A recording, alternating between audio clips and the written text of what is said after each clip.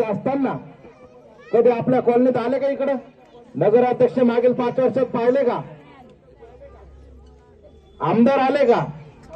आमदार नुसते शिरो शायरीमध्ये मग्न इष्ट भाऊ त्यांचे चेले चपिले तुमच्या भाषेत सांगत होत. बागड बिल्ले चेले चपिले आले नाही. आमदार तर सोडा भाऊ पण हे बागड बिल्ले पण इकडे कोणी आलं नाही.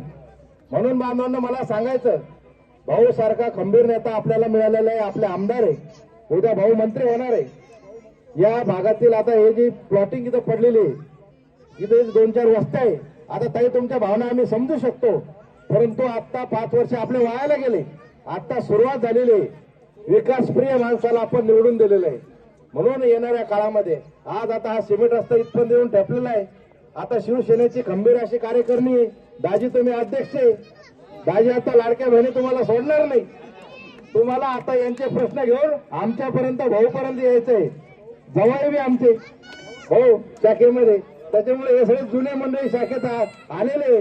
म्हणून ह्या काही ज्या समस्या तुम्ही घेऊन यायचं, नक्कीच येणाऱ्या 5 वर्षामध्ये या भागामध्ये लाईटचा प्रश्न असेल, विजेचा प्रश्न असेल, गटाराचा प्रश्न आला, उर्वरित सिमेंट रस्त्याचा प्रश्न असेल, हा भाऊच्याच माध्यमातून सोडवला जाणार आहे, इतरांच्या माध्यमातून नाही.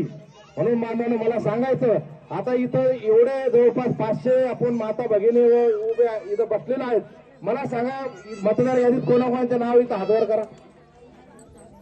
50 हाजू नका, त्यांना आपण मार्ग सांगतो. ज्यांच्या यादीत नाव नाही